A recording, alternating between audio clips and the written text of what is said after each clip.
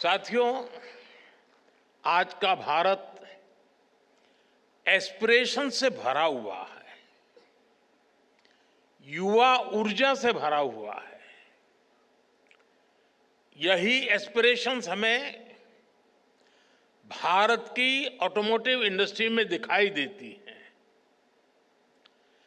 बीते साल में भारत की ऑटो इंडस्ट्री करीब 12% की ग्रोथ से आगे बढ़ी है। Make in India, make for the world के मंत्र पर चलते हुए अब एक्सपोर्ट भी बढ़ रहा है। इतनी तो दुनिया के कई देशों की पॉपुलेशन नहीं है जितनी हर साल भारत में गाड़ियां बिक रही हैं।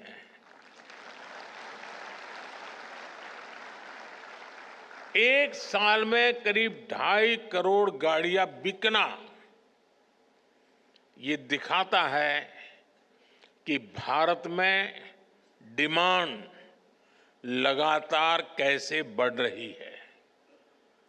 ये दिखाता है कि जब मोबिलिटी के फ्यूचर की बात आती है तो भारत को क्यों इतनी उम्मीदों के साथ देखा जा रहा है। साथियों, भारत आज दुनिया की 5वीं बड़ी इकोनॉमी है और पैसेंजर व्हीकल मार्केट के रूप में देखें तो हम दुनिया में नंबर 3 पर है। आप कल्पना कीजिए कि जब भारत दुनिया की टॉप 3 इकोनॉमी में शामिल होगा तब हमारा ऑटो मार्केट कहां होगा। विकसित भारत की यात्रा मोबिलिटी सेक्टर के भी अभूतपूर्व ट्रांसफॉर्मेशन की कई गुना विस्तार की यात्रा होने वाली है।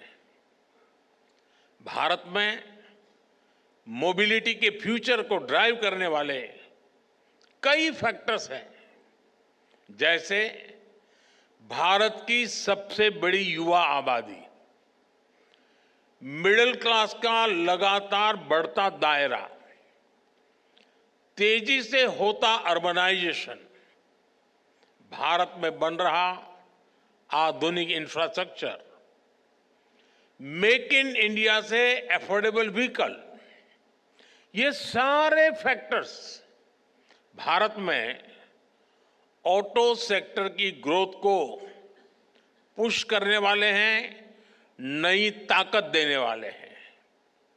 साथियों, ऑटो इंडस्ट्री के विकास के लिए नीड और एस्पिरेशंस ये दोनों बहुत जरूरी होते हैं और सद्भाग्य से भारत में आज ये दोनों वाइब्रेंट है।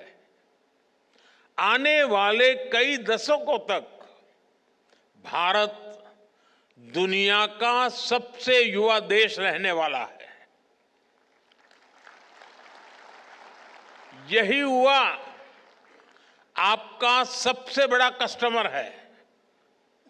इतना बड़ा युवा वर्ग कितनी बड़ी डिमांड क्रिएट करेगा, इसका अनुमान आप भली भांति लगा सकते हैं।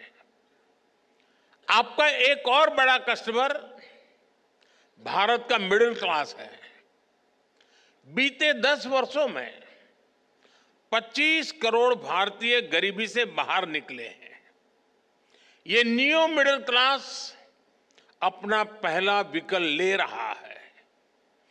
जैसे जैसे तरक्की होगी ये अपने व्हीकल को भी अपग्रेड करेंगे और इसका बेनिफिट ऑटो सेक्टर को मिलना पक्का है।